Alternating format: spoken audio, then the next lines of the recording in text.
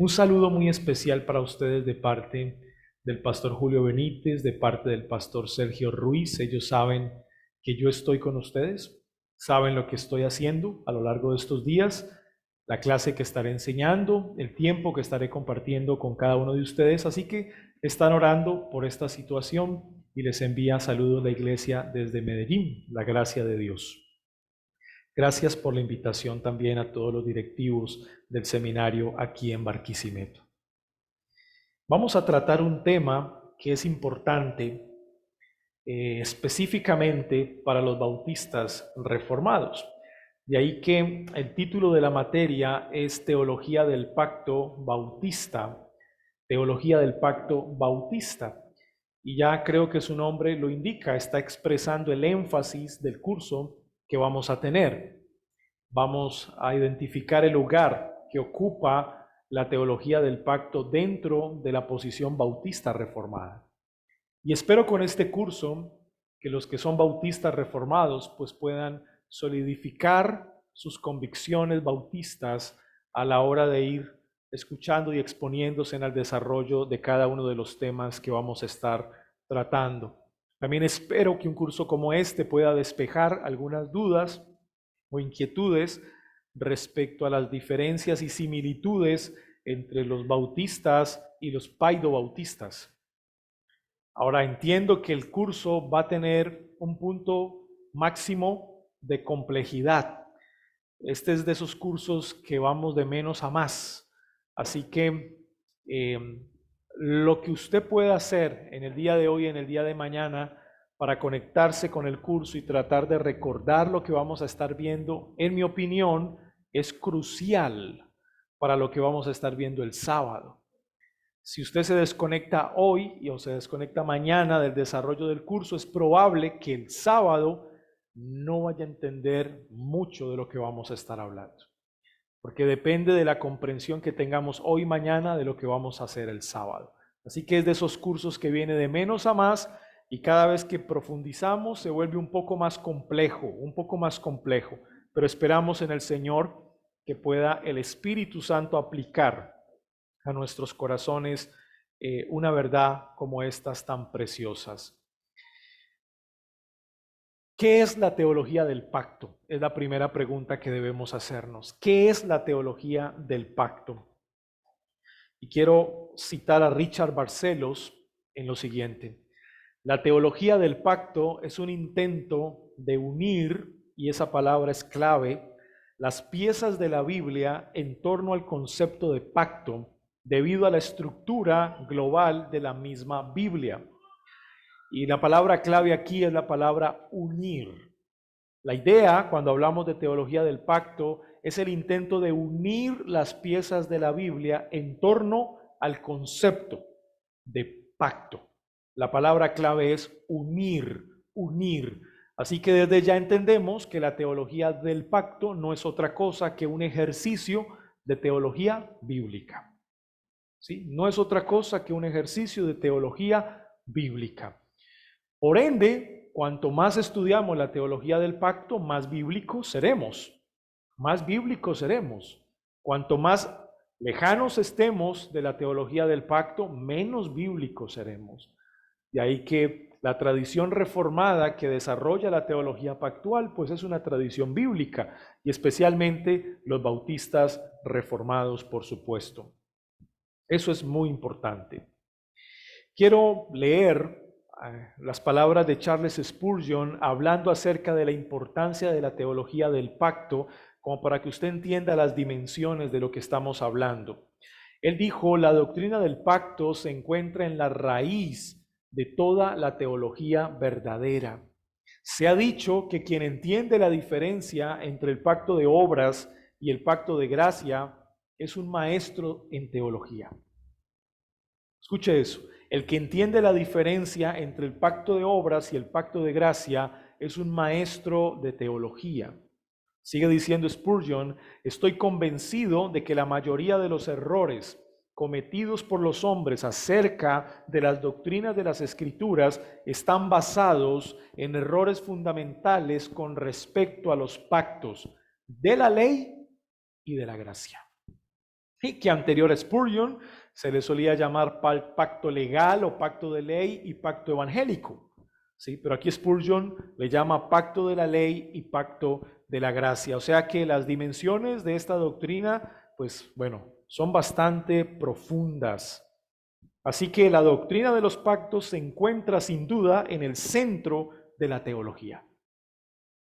Es el centro de la teología, es la médula, es el corazón de nuestra teología, la teología del pacto. Bien, ahora quiero añadir algo más. Cuando nosotros hablamos de teología, estamos hablando del conocimiento de Dios.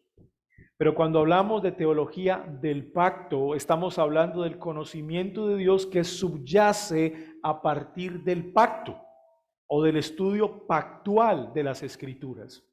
Así que cuando un creyente se expone al desarrollo de los pactos bíblicos, conoce más a Dios. Conoce más a Dios.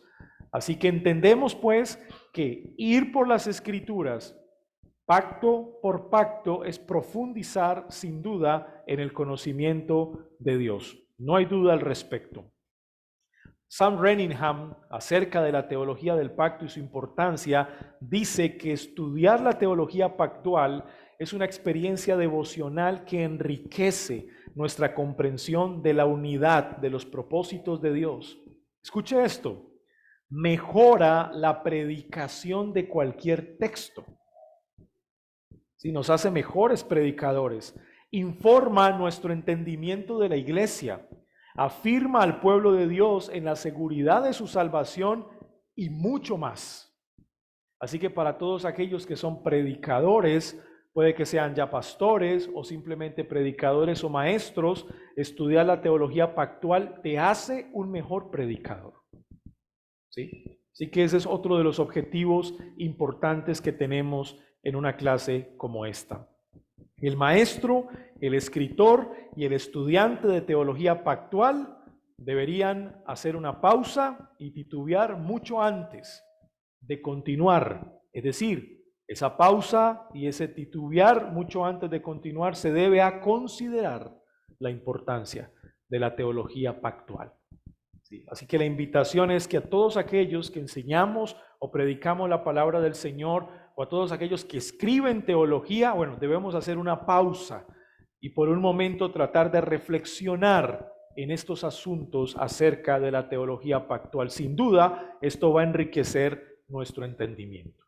Esto lo digo a nivel introductorio del curso acerca de la importancia de la teología pactual. Ahora bien, dirijámonos a la pregunta fundamental. ¿Qué es un pacto? Ya vimos la importancia, pero ahora veamos qué es un pacto. O sea, propiamente dirijámonos y tratemos de responder esa pregunta. Se han dado muchas definiciones acerca de lo que es un pacto, pero les voy a traer una que a mí me gusta particularmente. Yo soy de los que creo que cuanto más nosotros aprendamos a dar definiciones que nos ayuden a simplificar los conceptos, es mucho mejor. ¿Sí? Si la definición me ayuda a simplificar un concepto, creo que es mucho más práctico y mucho más fácil de recordar para nosotros. Así que les quiero dejar esta definición que hace Meredith Kline acerca de lo que es un pacto. Muy sencillo de recordar. Un compromiso divinamente sancionado. Y vamos a anotarlo aquí porque es importante. Es un compromiso divinamente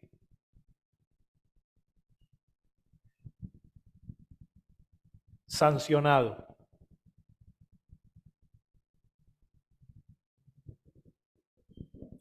Un compromiso divinamente sancionado.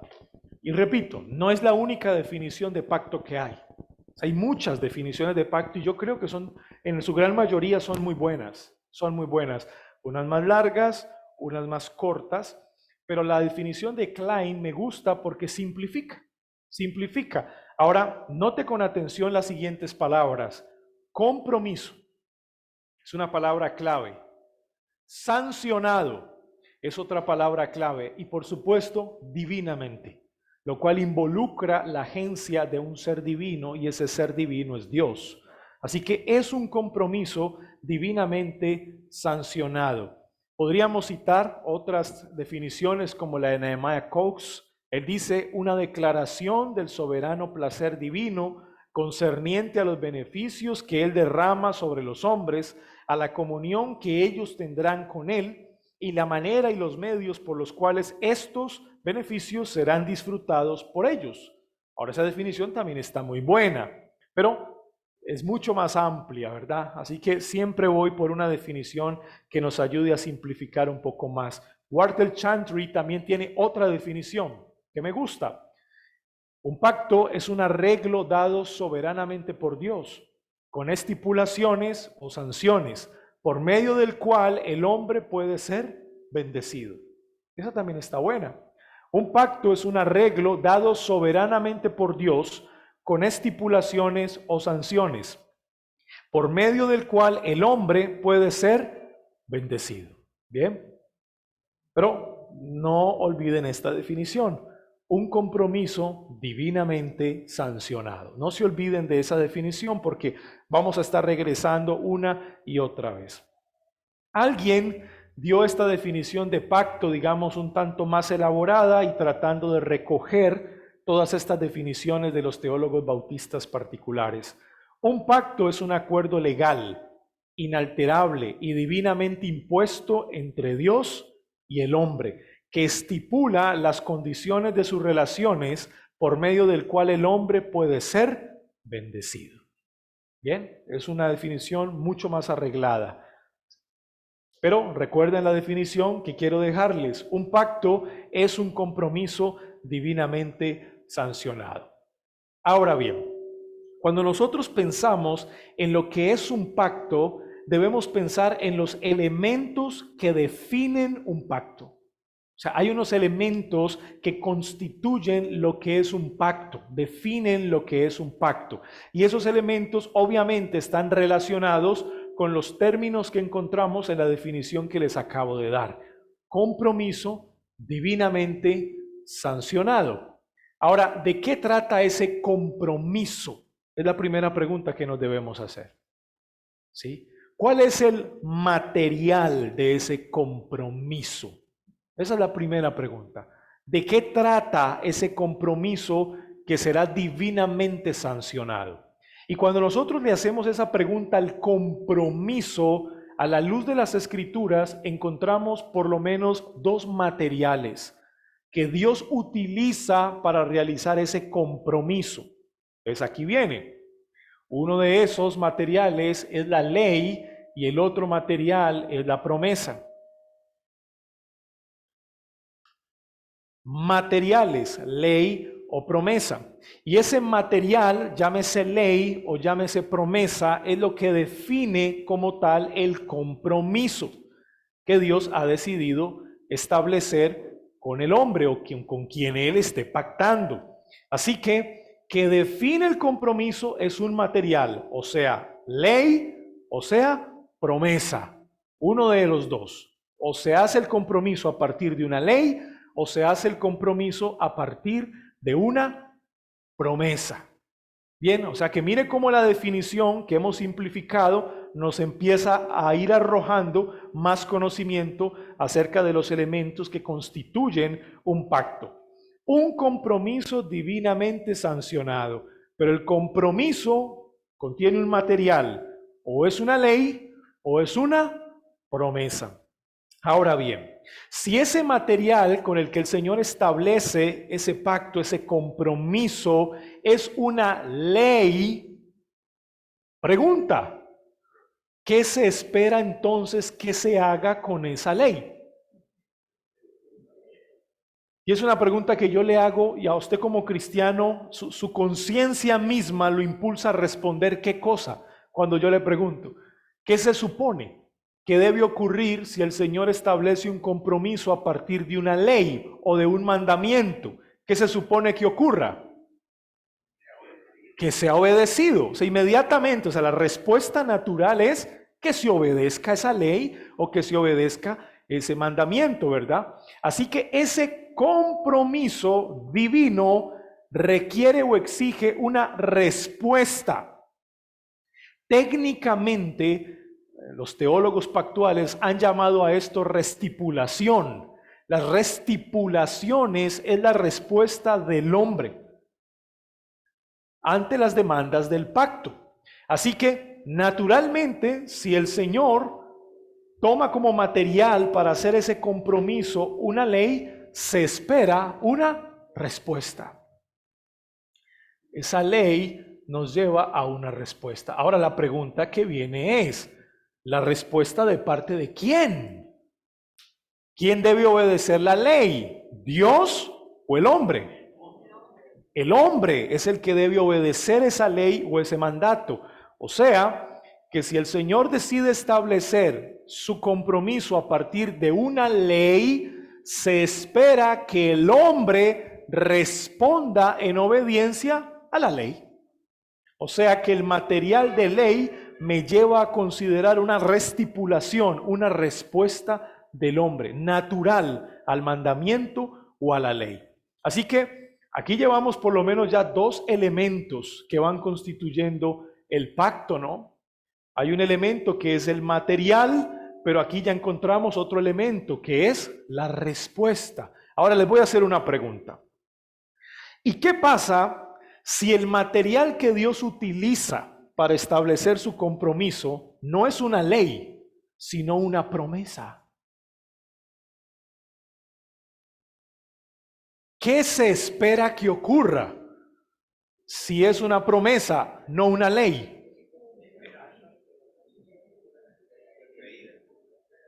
La promesa de parte del hombre debe ser ¿qué?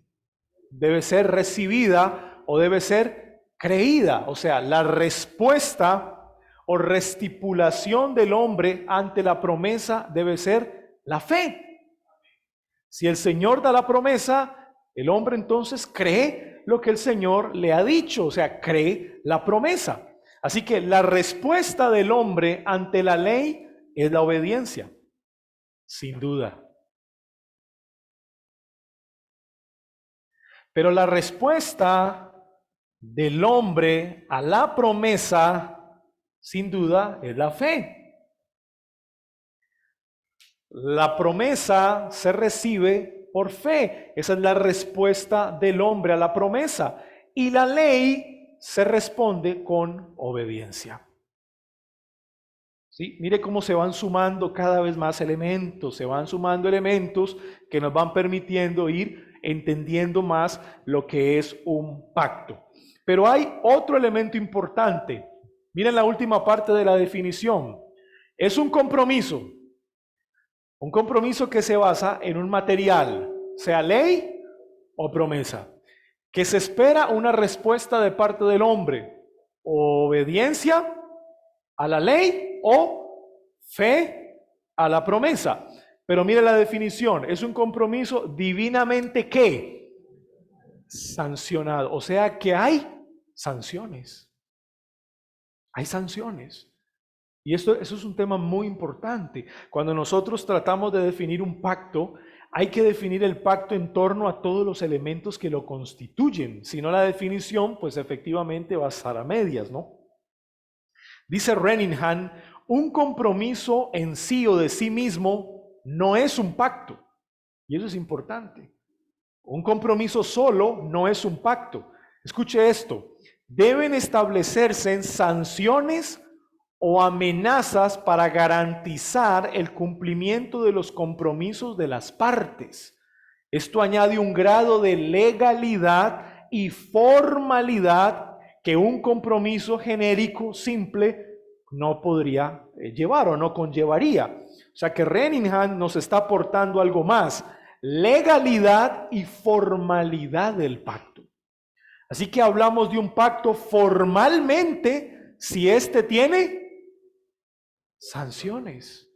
Hablamos de un pacto en el marco de la legalidad si éste tiene sanciones. Muy bien. Entonces pensemos, ¿qué ocurre si el hombre que debe responder en obediencia a la ley no obedece? ¿Quién debe ser sancionado? El hombre.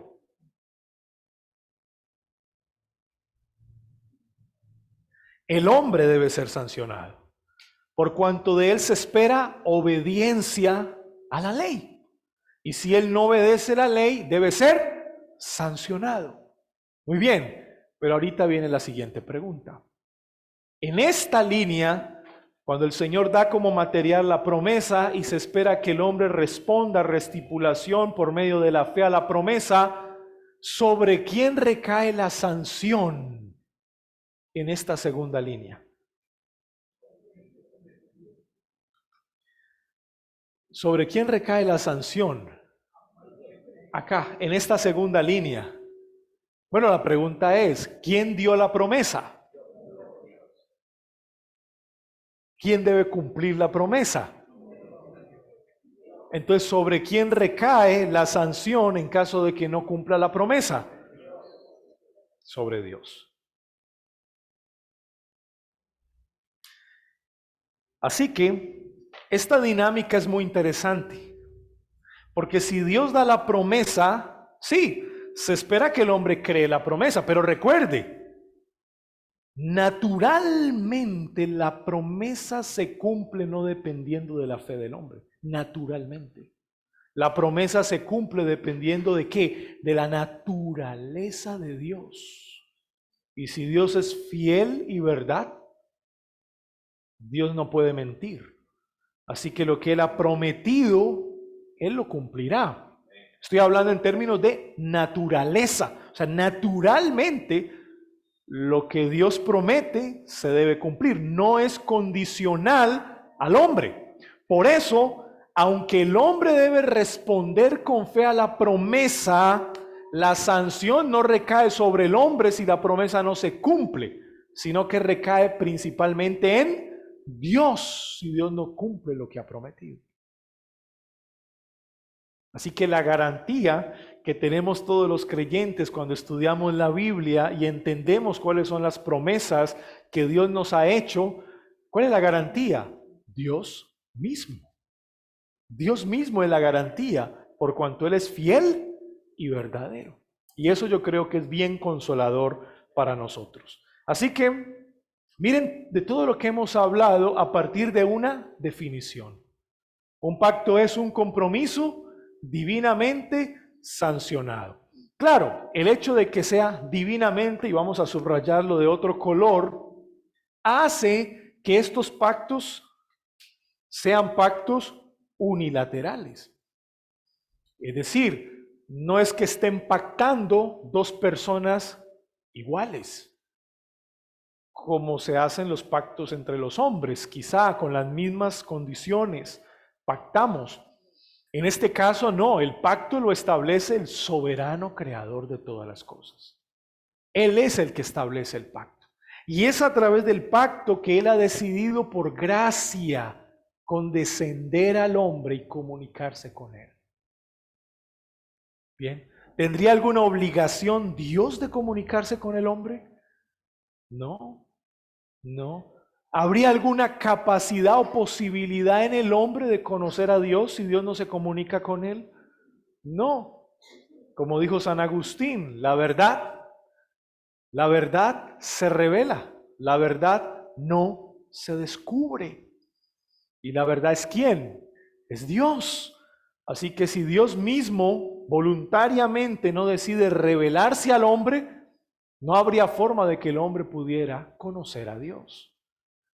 Así que decir que es un compromiso divinamente sancionado implica que es un acto de la voluntad propia de Dios.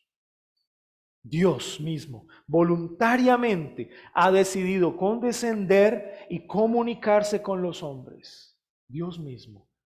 Dios mismo ha decidido revelarse al hombre a través de pactos, a través de compromisos, por amor al hombre, sin duda alguna, por amor al hombre. Entonces, miren todos los elementos que hemos ido avanzando hasta este momento. Pudiésemos hacer un cuadro muy interesante que me gusta mucho, digamos por temas de didáctica, y sería el siguiente.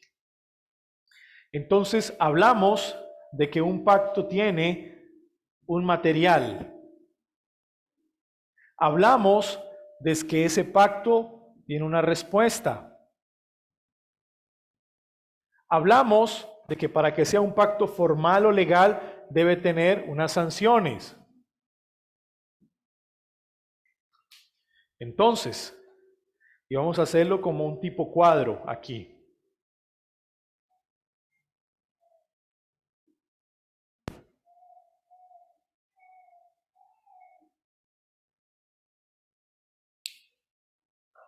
Material, restipulación o respuesta y sanción. Dos materiales. Hablamos de uno de ellos que es ley. La respuesta es de parte de quién a la ley, de parte del hombre a través de la, se espera, obediencia. Y si no obedece la ley, entonces la sanción recae sobre quién? El hombre, muy bien.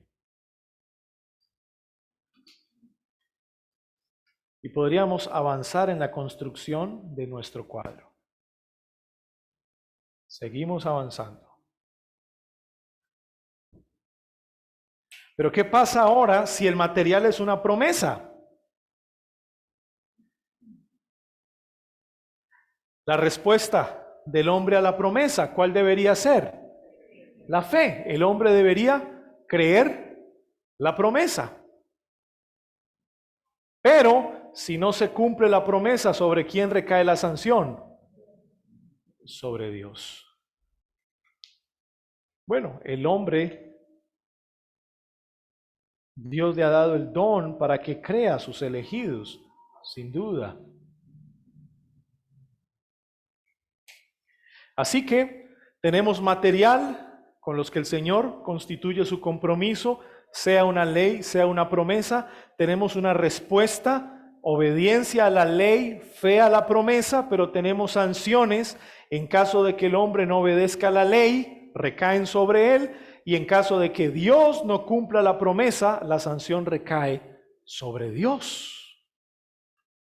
Ahora, esto nos lleva a una parte muy importante de lo que es un pacto.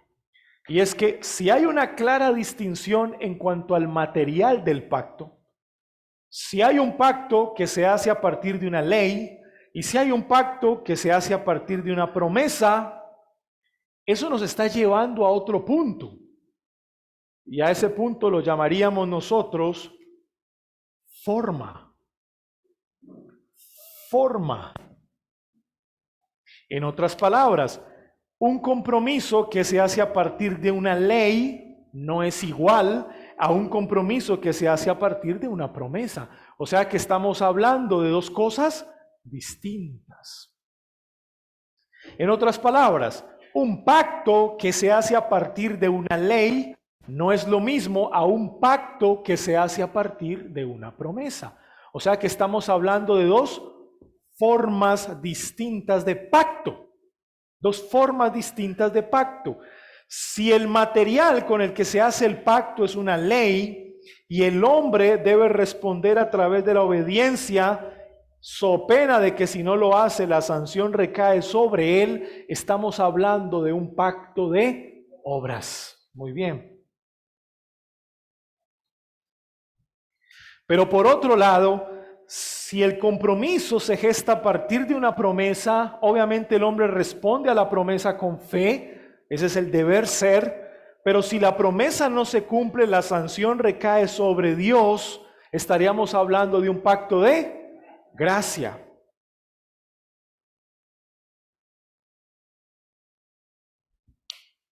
Entonces terminemos aquí nuestro cuadro.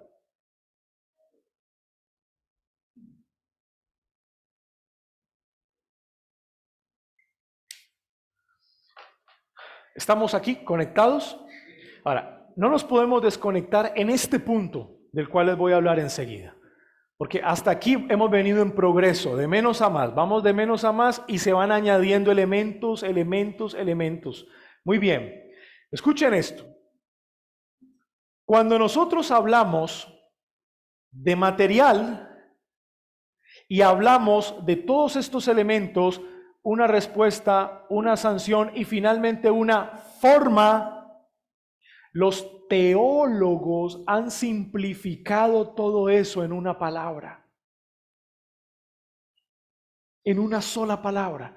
Y esa palabra para nosotros debe ser clave, o sea, es una palabra supremamente importante.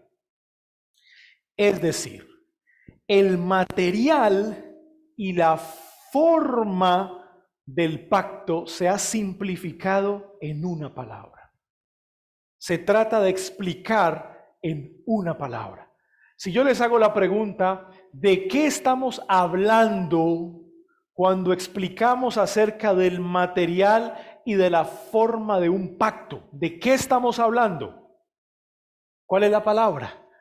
Estamos hablando, pastor, de la sustancia. Eso lo vamos a ir entendiendo después. Pero hasta aquí, anote la palabra. ¿Cuál es la palabra? Sustancia. Muy bien, entonces, material, forma, sustancia. Vamos a ponerla por acá.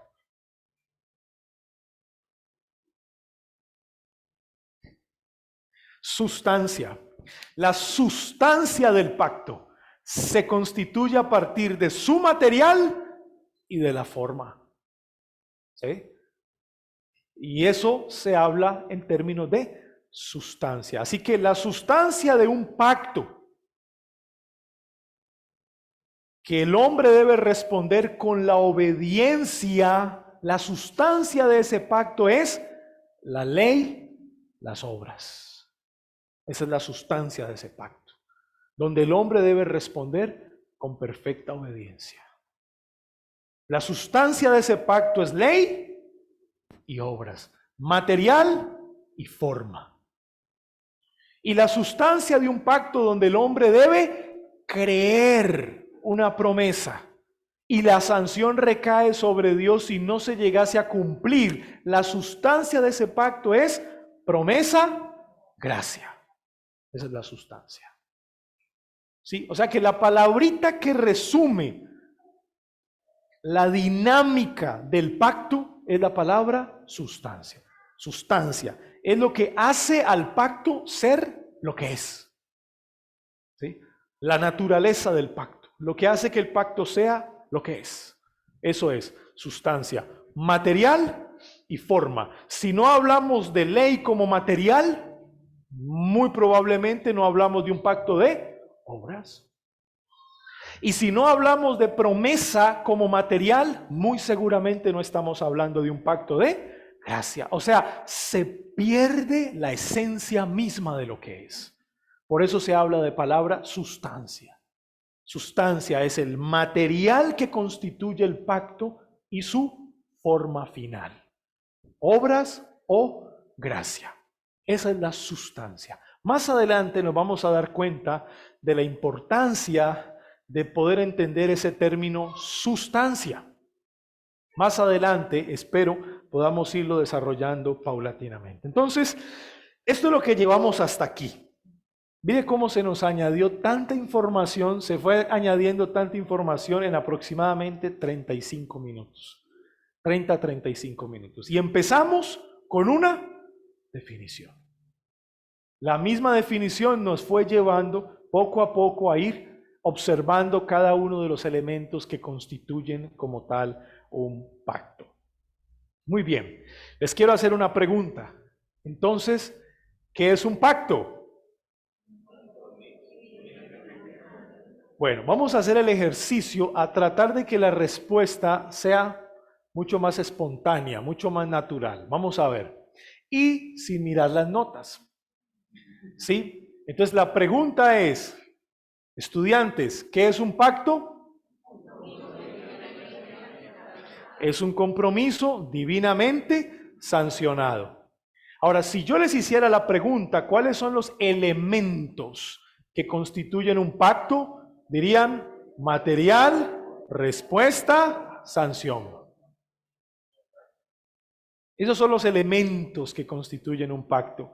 Material, respuesta y sanción. ¿Bien? Y si yo les pregunto, ¿cuántas formas de pacto hay?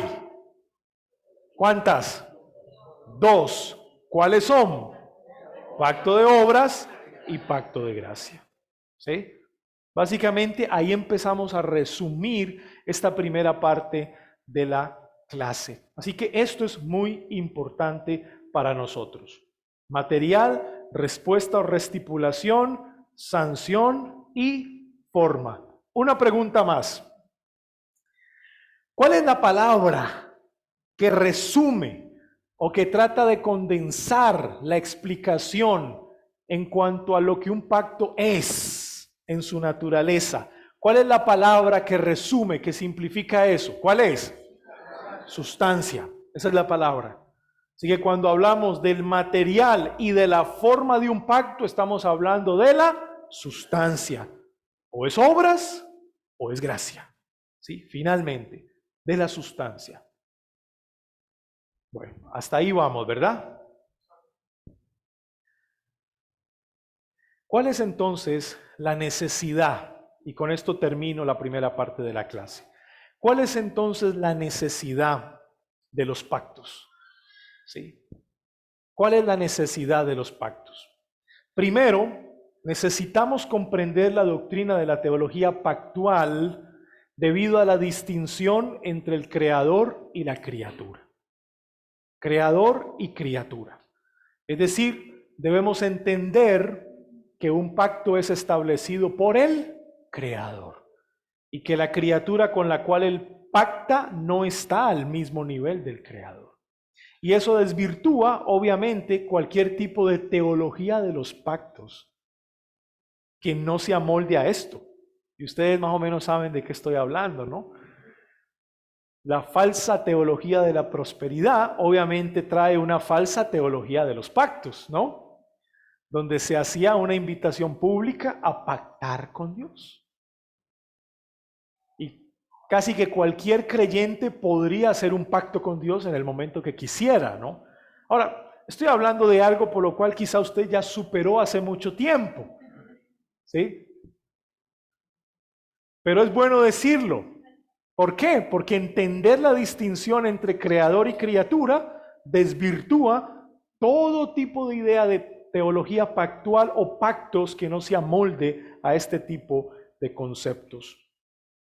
La distancia entre Dios y la criatura es tan grande que aun cuando las criaturas racionales le deben obediencia como su creador, éstas nunca podrían haber logrado la recompensa de la vida a no ser por alguna condescendencia voluntaria por parte de Dios, que a Él le ha placido expresar en forma de pacto.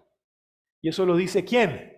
La Confesión de Londres de 1689. Mire cómo la confesión también nos ayuda a clarificar todas estas cosas. Pregunta, ¿está Dios obligado en algo con sus criaturas? Es decir, pensemos, ¿Dios en su esencia, en su ser, está obligado? Bueno, la respuesta es no. No, el acto mismo de la creación pone a la criatura bajo una obligación para con el Creador. El mismo acto de la creación, eso se llama responsabilidad.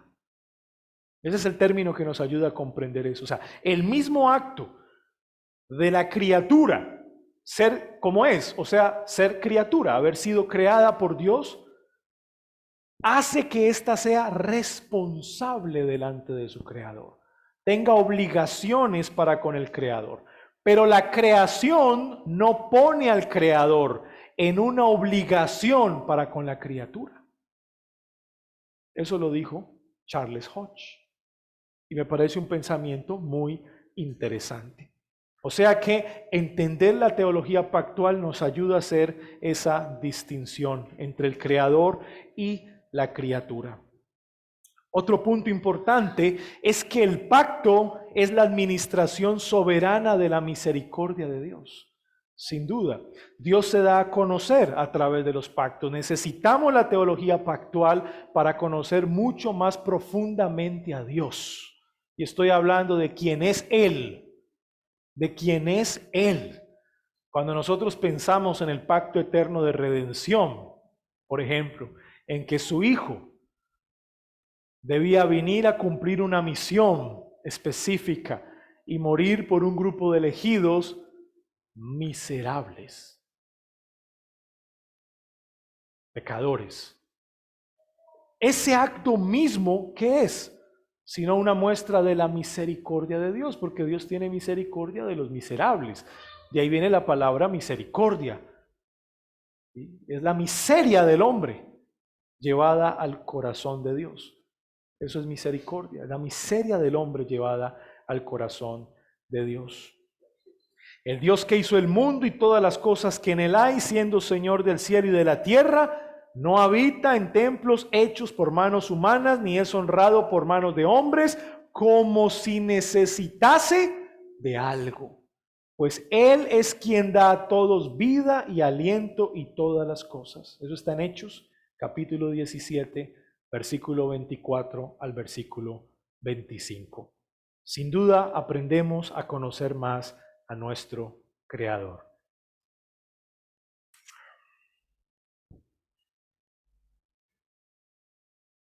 Me toca pasar y pasar diapositivas porque claramente si me pongo a revisar todo lo que tengo no podría terminar el sábado. Entonces es como ir mirando cómo vamos avanzando para que podamos ir bien, o sea, paso a paso, y la idea es que ustedes vayan entendiendo el tema que estamos tratando. Muy bien, yo creo que hasta aquí estamos bien para nuestro primer break. Sí, sonido, probando.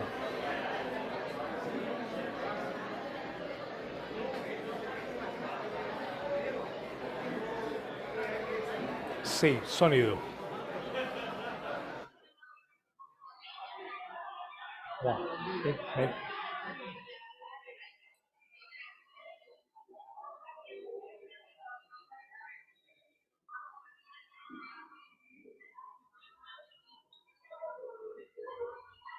Muy bien.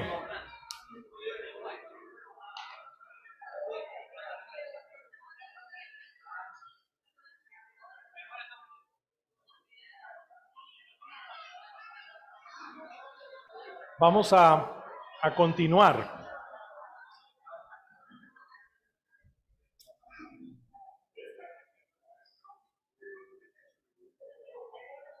Yo sé que a lo largo de la historia, los teólogos de la tradición reformada hablaron de diferentes tipos de pactos, es decir, ya particularmente hablando por nombre, cada pacto que aparece en la Biblia.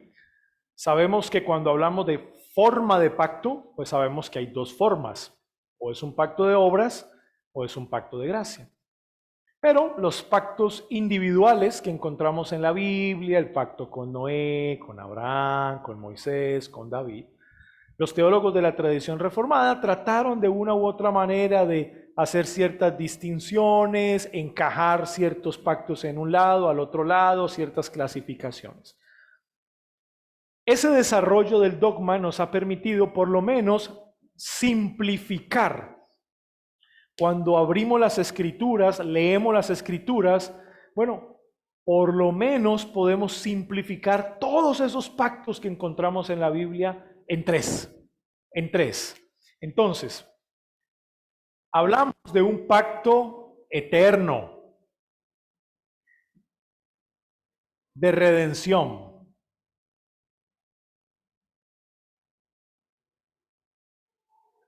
Pacto eterno de redención. 2, hablamos de un pacto de obras, que ya vimos en la introducción a nivel general. Y hablamos de pacto de gracia. Entonces, si debemos simplificar aún más el contenido escritural acerca de los pactos bíblicos, bueno, podríamos decir, hay claramente un pacto de obras en las escrituras, se ve un pacto de gracia, pero también la Biblia nos habla de un pacto eterno de redención. Y lo que hay que pensar aquí es cómo este pacto eterno de redención se relaciona con el pacto de obras o con el pacto de gracia. ¿Cómo? ¿Qué relación hay entre este pacto eterno de redención, el pacto de obras o el pacto de gracia? Así que vamos a seguir estos tres pactos y vamos a darnos cuenta cómo cada uno de ellos se van ampliando y nos permiten ver a nivel general los diferentes pactos bíblicos que aparecen en las Escrituras. Vamos a empezar por el pacto de obras. No vamos a empezar por este, sino por el pacto de obras. ¿Por qué razón? Porque es a partir de la no obediencia a este pacto.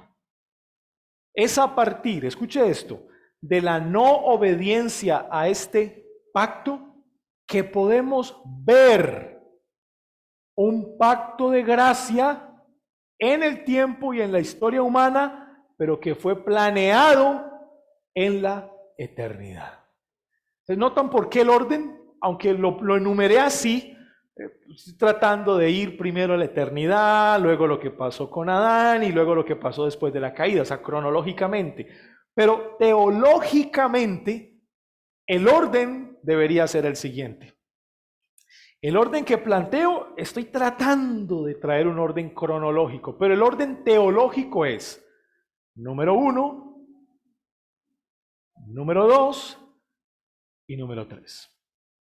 Es decir, a partir de ver cómo el hombre quebranta el pacto de obras, número 1, debemos revisar si ese quebrantar el pacto de obras tomó por sorpresa a Dios o ya había sido planeado todo en la eternidad, antes de la fundación del mundo. Entonces, esto nos lleva al pacto eterno de redención.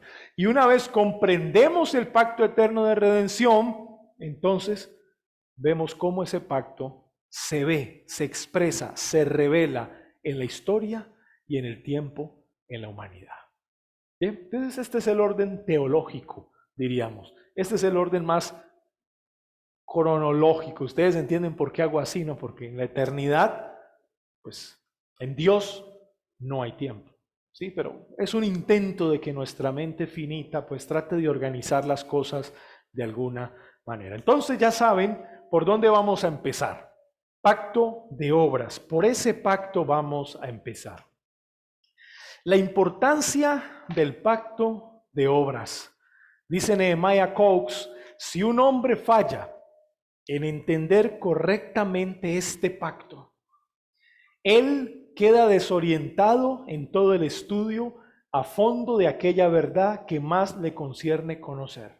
Queda completamente desorientado y la pregunta es, ¿en cuál verdad? Bueno,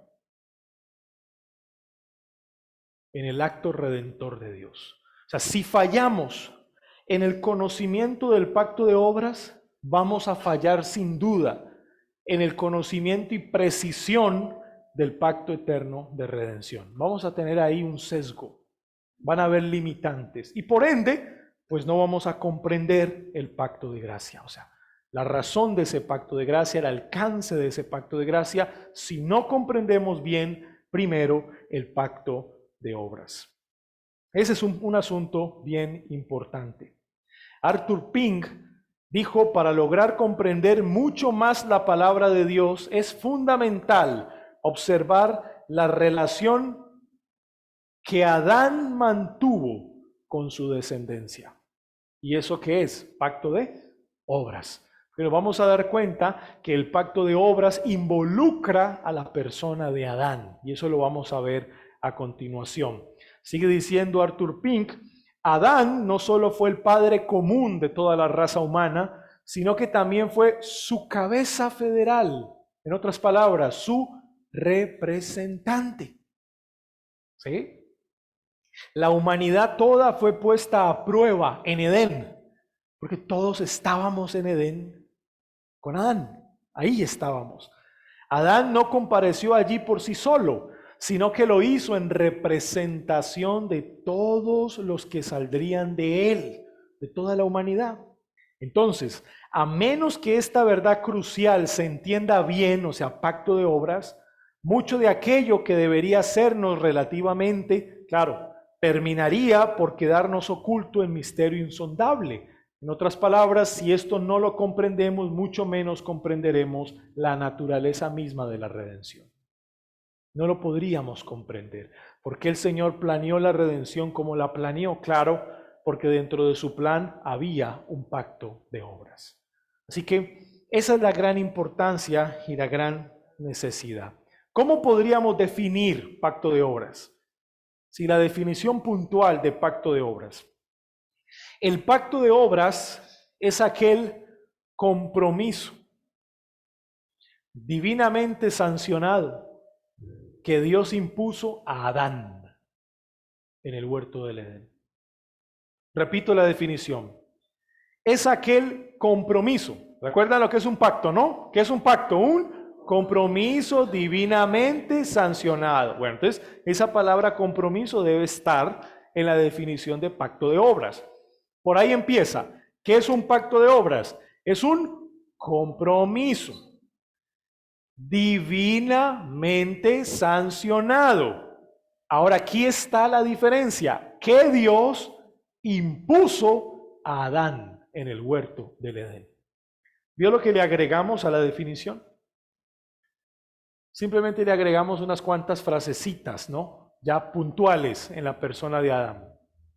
El pacto de obras es un compromiso divinamente sancionado que Dios impuso a Adán en el huerto del Edén. ¿Creen que ustedes pueden decirlo? ¿Pueden dar esa definición de pacto de obras? Vamos a hacer el intento. Primero van a definir pacto. A ver, ¿qué es un pacto?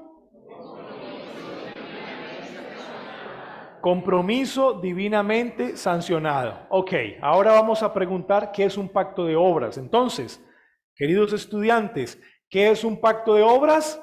Es un compromiso divinamente sancionado que Dios impuso a Adán en el huerto del Edén. Ahí está. Pastor, esa definición está muy simplista, yo quiero algo más académico, más teológico. Las hay, las hay. Es decir, Richard Barcelos y todo el grupo de bautistas particulares han hecho muchas definiciones fantásticas sobre lo que es un pacto de obras, pero estoy tratando de ser práctico, es decir, que usted pueda simplificar en una frase, en una definición, lo que significa un pacto de obras. Entonces, si el pacto de obras, escuchen esto, es el compromiso divinamente sancionado impuesto a Adán, entonces a la hora de estudiar el pacto de obras debemos estudiar ¿a quién? A Adán. O sea, debemos ir ¿a dónde? A Génesis.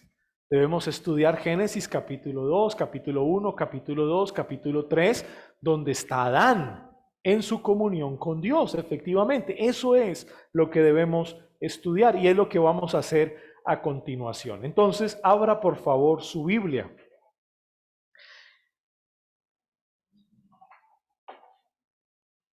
Y voy a tratar de borrar aquí para que lo que vamos a hacer a continuación, vamos a ponerlo arriba del tablero por si quizá alguien que está más atrás no logre verlo. Pero vamos a abrir la Biblia, por favor. Génesis, capítulo 2. Usted ha leído Génesis, ¿verdad? Yo creo que es el libro de la Biblia que más hemos leído. ¿Sí? El que más hemos leído, por lo menos es el libro de la Biblia que seguramente todo creyente ha iniciado, pero no sé si ha terminado. Cuando empiezan el plan de lectura al año, ¿no? Quizá muchos se van quedando ya en el 30, en el 35, va quedando Génesis, pero a principio de año, Biblia nueva, agenda nueva y Génesis. Por ahí empezamos. O sea que por lo menos el común denominador de la iglesia ha leído los primeros capítulos del Génesis. Entonces, ¿cuál es la palabra que más se repite en el capítulo 1? ¿Cuál es la palabra que más se repite en el capítulo 1 de Génesis?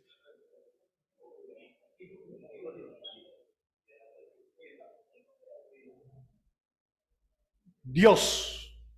Dios es la palabra que más se repite en el capítulo 1. Dios, Dios, Dios, Dios, Dios, Dios. La palabra hebrea Elohim. Elohim, esa es la palabra que se repite. Les voy a dejar una tarea muy básica para la casa. ¿Cuántas veces se repite? ¿Sí? Pero usted con calma en su casa va a leer Génesis 1 y va a tratar de contar cuántas veces se repite la palabra Dios. Es la palabra hebrea Elohim. Muy bien. Cuando nosotros vamos al versículo 4 del capítulo 2, encontramos una novedad en la manera como Moisés le está comunicando esto al pueblo de Israel en el desierto. Bueno, a propósito, ¿cuántos creen que Moisés es el autor del Génesis? Bueno, a no ser que usted crea en otra teoría que sea la hipótesis documentaria, ¿no? Pero en el Seminario Reformado Latinoamericano creemos que Moisés es el escritor, el autor del Pentateuco. O sea, eso incluye Génesis. Y eso define la audiencia a la cual escribe Moisés. ¿Cuál es la audiencia? Israel caminando en el desierto rumbo a la tierra prometida de Canaán. Muy bien.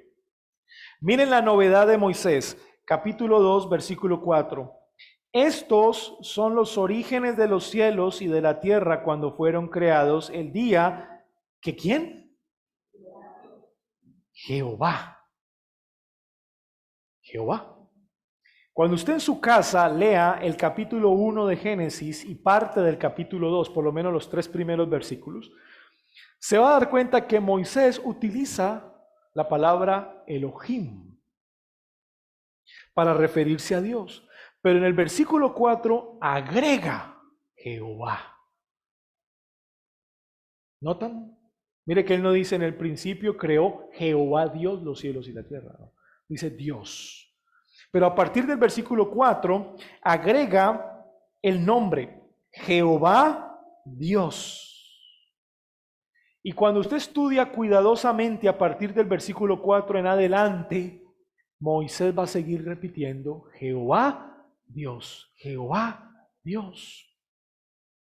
Ahora, entendemos que ese nombre, Jehová, es un nombre que se da en el contexto de un pacto.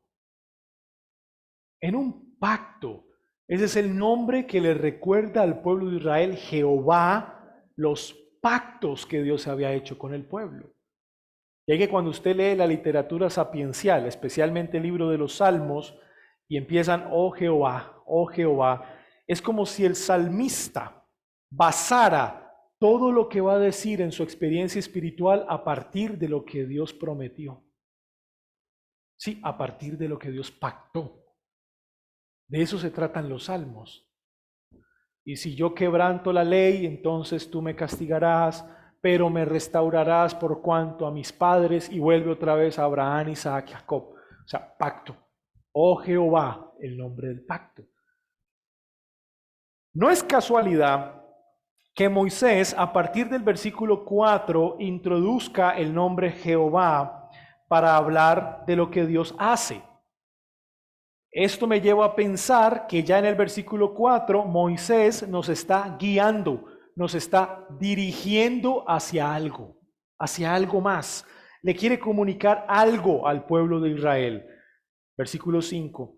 Y toda planta del campo antes que fuese en la tierra y toda hierba del campo antes que naciese, ¿qué dice? Porque Jehová Dios aún no había hecho llover sobre la tierra, ni había hombre para que labrase la tierra. Es interesante, Moisés nos está dirigiendo a algún lugar, nos está dirigiendo a algo más. 6. Sino que subía de la tierra un vapor, el cual regaba toda la faz de la tierra. Ahora noten el versículo 7. Entonces, ¿quién?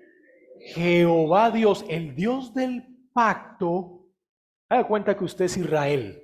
Haga cuenta que usted es Israel. Usted es un judío que está en el desierto una noche mientras la columna de fuego está ahí calentándolo del frío y de repente Moisés le está leyendo Génesis. Antes de usted irse a dormir, a descansar en su tienda con su familia. Y dice Moisés, entonces Jehová Dios formó al hombre. Usted es un judío y usted entiende el significado del nombre Jehová, pacto, fidelidad. Es decir, el Dios que pactó con nosotros en el desierto, formó al hombre. Él formó al hombre. Sigan la idea. Del polvo de la tierra y sopló en su nariz aliento de vida y fue el hombre un ser viviente. ¿Y quién? Y Jehová, Dios, plantó un huerto en Edén El Dios del pacto no solo hizo al hombre, sino que hizo un lugar para que el hombre permanezca en él. ¿Se parece a Israel o no? Dios no solo hizo a Israel, sino que les dio un lugar, les prometió un lugar donde los israelitas iban a permanecer. ¿Cuál era ese lugar? Canaán. Canaán.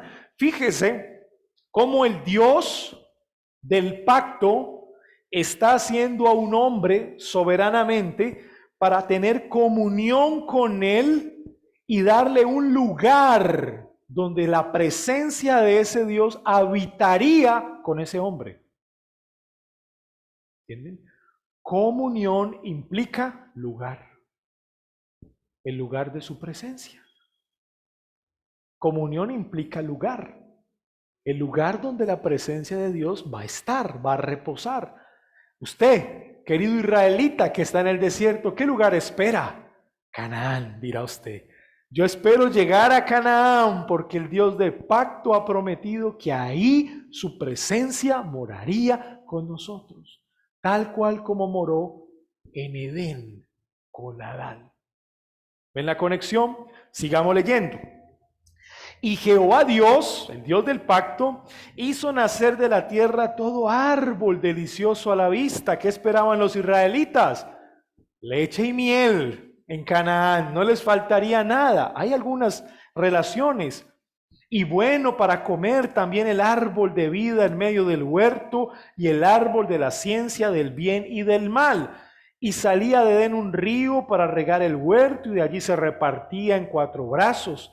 El nombre del uno era Pisón, este es el que rodea toda la tierra de Havila, donde hay oro, y el oro de aquella tierra es bueno. Hay allí también bedelio y ónice. El nombre del segundo río es Gihón, este es el que rodea toda la tierra de Cus. Y el nombre del tercer río es Hidekel, este es el que va al oriente de Asiria, y el cuarto río es el Éufrates. Bueno, algo así el judío esperaba en Canaán, no igual, pero algo muy semejante. Y de repente miren lo que ocurre en el versículo 15. El Dios del pacto, que ha hecho al hombre para tener comunión con él y le ha preparado un lugar donde su presencia permanecería con ese hombre. Mire lo que va a ocurrir, versículo 15. Tomó pues, ¿quién? Jehová Dios al hombre y lo puso en el huerto de Edén. ¿Qué pensaría un judío? Oh Dios de pacto, tómame como Adán y ponme en tu lugar. Ponme en el lugar que has preparado para nosotros, ¿verdad? Eso es lo que esperamos. Y lo puso en el huerto de Edén con tareas para que lo labrara y lo guardase. ¿Qué pensaría el israelita? Igual, tú me llevarás a Canaán y en Canaán yo serviré y guardaré la tierra que tú nos has dado. Lo mismo que Adán esperaba a Israel. Versículo 16. Y mandó. ¿Cómo? Mandó. ¿Mandó quién? Jehová Dios. ¿A quién? Diciendo, de todo árbol del huerto podrás comer, mas del árbol de la ciencia del bien y del mal no comerás, porque el día que de él comieres, ¿qué pasará? Muy bien, la tarea que ustedes van a hacer a continuación es una tarea quizá ya muy fácil para ustedes. Ustedes están en toda la capacidad de hacer esta tarea. Bien, vamos al cuadro. Si decíamos que un pacto es un compromiso divinamente sancionado y para que sea un compromiso debe tener un material, sea ley o sea una promesa, muy bien. ¿Qué ve usted en el versículo 16? Vamos a escribir aquí material. ¿Qué ve usted en el versículo 16? Le pregunto, ¿usted ve una ley o ve una promesa? ¿Dónde ve la ley? Versículo 16, ¿qué dice? Y mandó. Muy bien, entonces ahí vemos una ley. Vamos a ponerla acá. Hay un mandamiento que Dios le está dando. Pregunto, ¿a quién? ¿Dónde dice eso? Y mandó Jehová Dios, ¿dice o no dice? al hombre. Pregunta, entonces, ¿de quién se espera que obedezca la ley? ¿Y cómo se llama ese hombre? Adán, nombre propio. Le está hablando a Adán. Sí, ese es el hombre que está ahí. Así que si el material es una ley, la respuesta a ese mandamiento es ¿cuál? La obediencia. Bueno, miren por favor el versículo 16, parte B. De todo árbol del huerto podrás comer, mas del árbol de la ciencia del bien y del mal, implícitamente hay obediencia. Te estoy diciendo, come de todo árbol, menos de este. ¿Qué se espera? Restipulación o respuesta. Que Adán obedezca. ¿Obedezca qué? La ley. Y mandó. Es una ley, es un mandamiento. Es decir, se espera la obediencia. Vamos a ponerlo. Ahora, yo le pregunto, ¿usted ve en el texto la sanción? ¿Dónde ve la sanción? Versículo 17, porque el día que de él comieres, o sea, si desobedeces, ciertamente morirás. ¿Sobre quién recae la sanción? Vamos a ponerle nombre a ese hombre ahí, Adán. Bueno, ya ustedes entienden que si un pacto tiene como material la ley, si la respuesta es la obediencia y la sanción recae sobre el hombre, entonces, ¿qué forma de pacto es? Entonces, lo que está ocurriendo en Génesis capítulo 2, desde el versículo 4 con el nombre Jehová, es como Moisés nos estuviera llevando poco a poco a un pacto. Desde que mencionó el nombre Jehová, nos empezó a llevar hacia un pacto. Y bueno, cuando llegamos al versículo 15, al versículo 17, nos damos cuenta que es así. Dios le da una orden al hombre que espera que el hombre debe cumplir con obediencia y en caso de que no lo haga, sería sancionado con la muerte. Bueno, pastor, pero no encuentro la palabra pacto en Génesis capítulo 2. Bueno, así como no encontramos la palabra Trinidad. Pero el concepto de lo que es la Trinidad está por todas las Escrituras, ahora específicamente en el Nuevo Testamento, claro.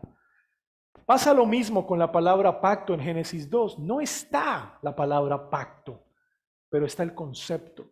Los elementos que lo constituyen son muy claros en el texto. Hay un material, ley, hay una respuesta, obediencia, y hay una sanción si el hombre desobedece, muere, recae sobre el hombre. La forma es un pacto de obras, depende de la obediencia del hombre. Algunos teólogos en la tradición reformada le llamaban a esto pacto condicional. Condicional. ¿Condicionado a qué? A la obediencia. Bien, entonces mire cómo en el texto se ve con claridad los elementos de un pacto de obras, versículo 16 y versículo 17. Ahora, ¿encontraron la señal externa del pacto de obras? Cuando usted ha leído la historia de Noé y el arca de Noé, y cuando Dios pacta con Noé, hay una señal, ¿verdad? ¿Cuál es la señal del pacto con Noé?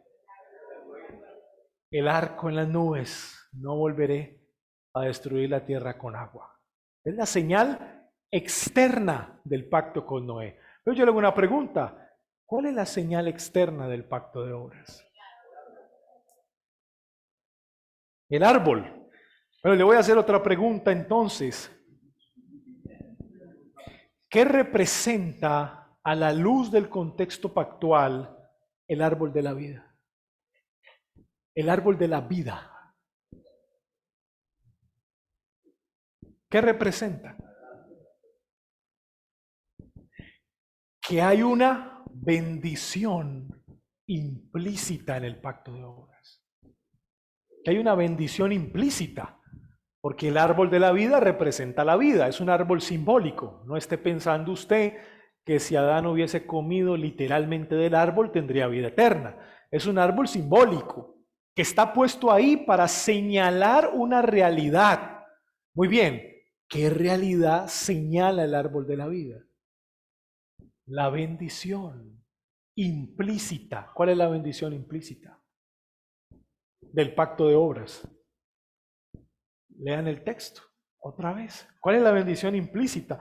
Recuerden, Adán no ha caído en pecado. Adán no es un pecador, Adán es bueno. ¿Cuál es la bendición implícita que está en el pacto de obras? Versículo 17. Porque el día que de él comieres, ciertamente, y si no come, ciertamente vivirás. Esa es la bendición implícita. Si no come, ciertamente vivirás. En otras palabras, y aquí hay que usar un poco más de teología y antropología. Cuando Dios creó al hombre, lo creó mutable. ¿Qué significa que el hombre haya sido creado mutable? Que podía mejorar o podía desmejorar.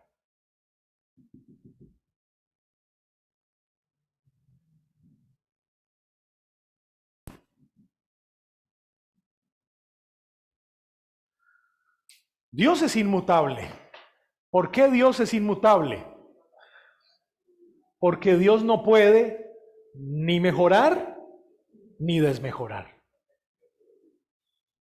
Pero cuando Dios creó a Adán, han leído la Confesión de Londres, 1689, que dice la confesión que Dios creó al hombre mutable. Se entiende que cuando Dios creó a Adán, lo creó con la posibilidad de mejorar o de desmejorar. Resulta que el árbol de la vida, escuche esto, está señalando, apuntando a la posibilidad que tenía Adán de mejorar. Vamos a hacer el árbol aquí. Eso era lo que el árbol estaba señalando, la posibilidad que tenía Adán de mejorar, es decir, de ir a un estado mayor, mejor al que estaba. Yo le pregunto a usted, ¿existe un estado mejor que el de Adán? Bueno, yo espero que sea el lugar, el estado que usted espere, ¿no? Cuando esté en el reino eterno. Usted espera un estado mejor que el de Adán, ¿verdad? Un estado donde ya ni siquiera tengamos la posibilidad de pecar. Posibilidad que Adán sí tenía. ¿Y cómo lo sabemos? Bueno, porque pecó. Ahí está el ejemplo de que sí tenía esa posibilidad. Entonces, estamos aquí, ¿verdad?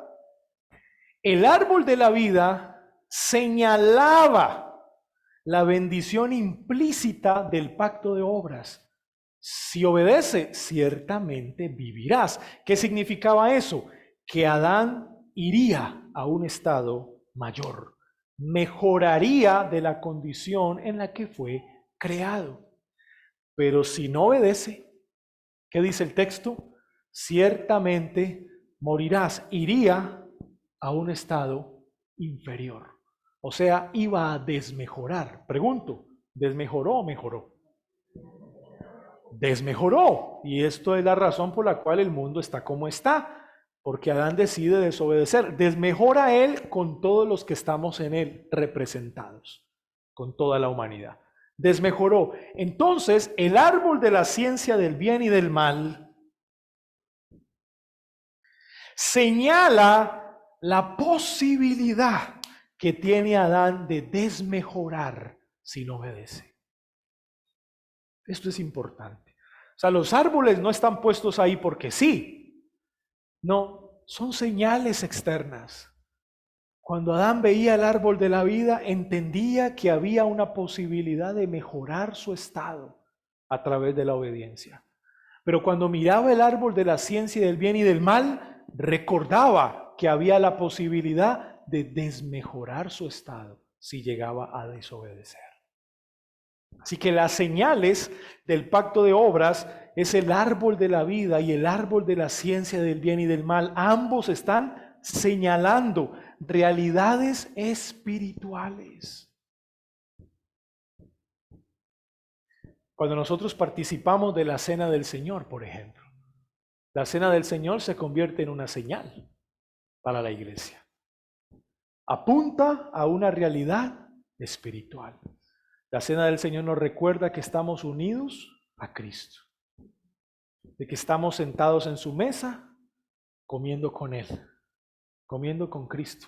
De ahí que les quiero decir algo, ya que hablo de la cena del Señor, que Calvino, para no entrar en problemas en cuanto al significado de la cena del Señor, ¿saben cuál era el problema? Que Lutero había dicho que el cuerpo de Cristo está presente cuando celebramos la cena, dijo Lutero. El cuerpo de Cristo está presente, cuerpo, pero no lo vemos.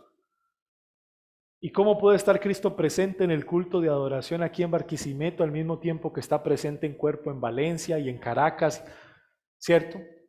Genera algo complejo eso, no es posible. Entonces Calvino, para no entrar en complejidades y tener que bajar el cuerpo de Cristo a la tierra en la cena del Señor, ¿sabe qué hizo Calvino? A través de la unión mística con Cristo, sube a la iglesia al tercer cielo. Yo le pregunto, ¿es eso posible? ¿Es eso posible o no? Bueno, la Biblia dice que estamos sentados en lugares celestiales. Pero ustedes están aquí, ¿no? Pero unidos a Cristo, estamos sentados en lugares celestiales. Bueno, tiene sentido la posición de Calvino. Al participar de la cena del Señor, la iglesia místicamente sube al tercer cielo a comer con Cristo. Y así no lo tiene que bajar a Él.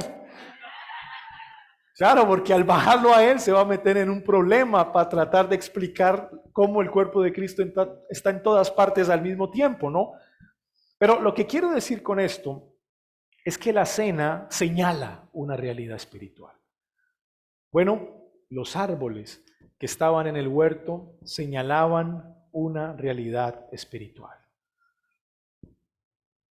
O el hombre podía mejorar o podía desmejorar. Lamentablemente, desmejoró. Sí, estoy hablando en términos humanos, lamentablemente, aunque ustedes saben que todo esto fue planeado por Dios antes de la fundación del mundo, ¿verdad? Ahora, para terminar la clase de hoy, quiero agregar otro elemento que es completamente necesario agregar, pero que para muchos puede ser complejo entender, pero el elemento hay que agregarlo. Vamos aquí. Cuando Dios creó al hombre, ¿lo creó bueno o malo? Lo creó bueno. Yo le pregunto, ¿el hombre naturalmente sabía lo que a Dios le agradaba o no? ¿Sabía cómo agradar a Dios? El hombre, Adán, naturalmente, ¿sabía cómo agradar a Dios? Sí, pues Adán es bueno, ¿no? Él es bueno, él no está lidiando con el mal como nosotros. Mire que cuando yo les hice la pregunta, ¿qué fue lo primero que usted pensó? ¿No? Quizá usted dijo, uy, pero hay una incapacidad y tal, pero ¿por qué pensamos así? Porque en nosotros hay pecado, pero en Adán no. O sea, Adán no tenía ese problema, digámoslo así. Así que Adán naturalmente podía agradar a Dios sin ningún problema. Podía agradarlo, Adán era bueno. Bueno, la imagen de Dios estaba en él. Un teólogo dijo, esa imagen de Cristo que posteriormente se recupera en la regeneración, estaba en Adán. Bueno, podemos reflexionar un poco más sobre eso, pero Adán era bueno, podía agradar a Dios. Pablo, en Romanos capítulo 2, habla de ese agrado en el cual fue creado el hombre como una ley escrita en el corazón. Es como si en la naturaleza de Adán la ley estuviese escrita, la ley.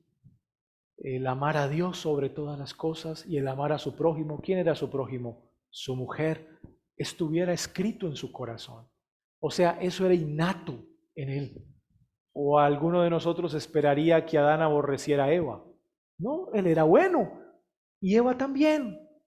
Ella también había sido creada buena. O sea que implícitamente, de manera innata, podían amar a Dios y podían amarse el uno al otro, sin necesidad de ser enseñados, sin que Dios les dijera, venga, yo le explico a Adán.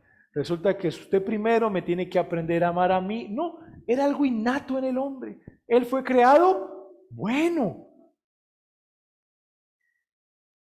Pregunta. ¿Y la ley que acabamos de leer en el versículo 16? De todo árbol podrás comer menos de uno. Pregunta. ¿Eso era innato en Adán?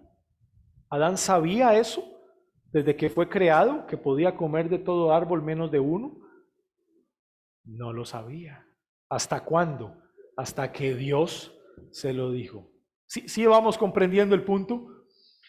Ese hecho de que Dios le tenga que dar una ley a Adán y explicarle esa ley, la hace diferente. La hace una ley especial, diferente. Y los teólogos a eso le han llamado mandamiento positivo. Ese es el término teológico. Vamos a apuntarlo por aquí. Si hiciéramos como una breve ilustración, sería algo como así. El hombre y está recibiendo una ley de parte de Dios, de afuera hacia adentro, que viene de Dios. Y ese mandato se conoce como mandato positivo o ley positiva. ¿Qué significa la palabra positiva? Añadida. Eso es, o sea que Dios añade, agrega. Es decir, que Adán en su naturaleza de bondad innata no hubiese podido haber ejercido el uso racional para llegar a la conclusión y decir de este árbol puedo comer y de este no. No, si Dios no se lo dice. Yo le pregunto, ¿la iglesia cristiana hubiese podido empezar a bautizar y hacer la cena del Señor si Cristo no la manda? No, no. Por muy cristianos que la iglesia era, no iba a llegar a la conclusión de decir, por cuanto se celebró la Pascua, celebremos la cena. No, es una orden que viene ¿de quién? De Cristo, añadida al nuevo pacto. ¿Cómo se llama eso? Mandamiento positivo. Muy bien. Entonces, Adán, cuando fue creado bueno de manera innata, podía agradar a Dios. Lo agradaba en todo. Él era bueno. Le podía amar y podía amar a su prójimo, que era su mujer. Esa era su naturaleza. Pero Dios decidió agregar un mandamiento que no estaba escrito en el corazón de Adán. No estaba en él, tenía que recibirlo directamente de Dios. Y ese mandamiento nuevo, ¿cuál fue? De todo árbol podrás comer menos de uno. Pastor, ¿y por qué eso es importante? Bueno, porque todos los pactos tienen mandamientos positivos. A ver, yo le pregunto, ¿cuáles son los mandamientos que el Señor decidió añadir cuando hizo pacto con Moisés? Todos los mandamientos ceremoniales son mandamientos añadidos. Pero esos mandamientos fueron añadidos ¿a qué pacto? Al pacto de Moisés. ¿Entiende el punto?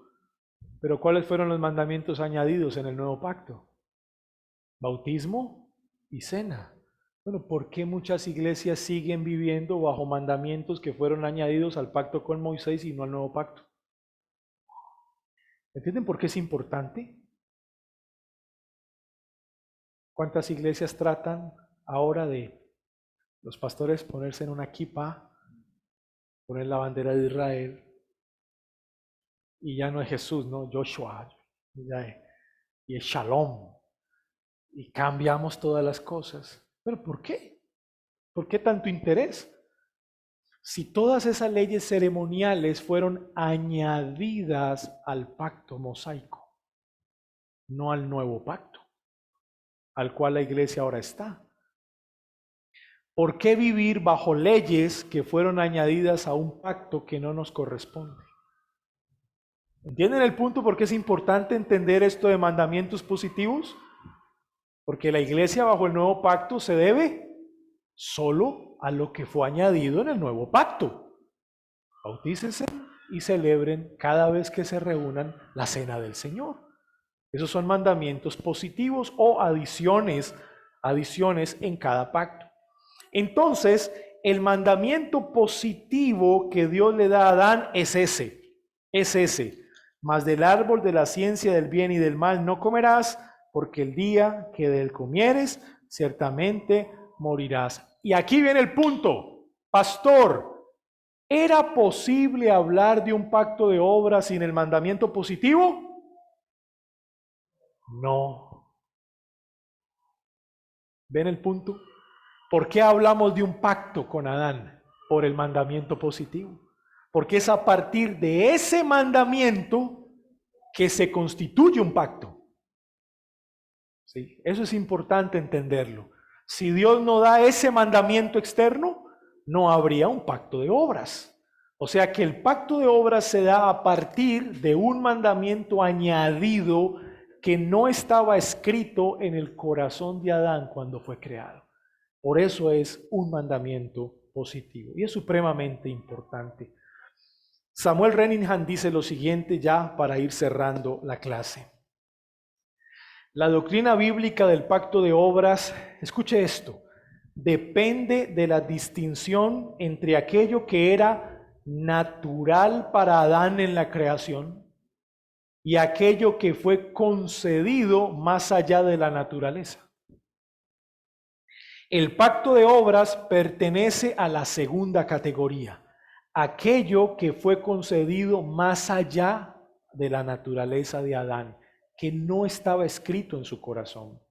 Cuando se consideran los datos bíblicos de los tratos de Dios con Adán, más allá de su condición como criatura, entonces el pacto de obras brilla con intensidad. ¿Por qué? Porque depende del mandamiento positivo. El mandamiento o la ley que el Señor decidió agregar. Es a partir de ese mandato, no comerás, que nosotros ahora estamos hablando de un pacto de obras. Si Dios se queda calladito, no se hubiese establecido un pacto. ¿Sí? O sea que Dios habla y bienvenidos a un pacto. Es así de sencillo. Dios habla y bienvenidos al pacto, ¿no? Muy bien. Mañana continuaremos hablando un poco del pacto de obras, lo terminaremos y hablaremos del pacto eterno de redención. Quizá lo terminaremos el sábado en las primeras horas de la mañana y posteriormente terminaremos la clase con el pacto de gracia, que es el de los 3 pactos que hablamos, ¿verdad? Muy bien. Preguntas, si hay preguntas.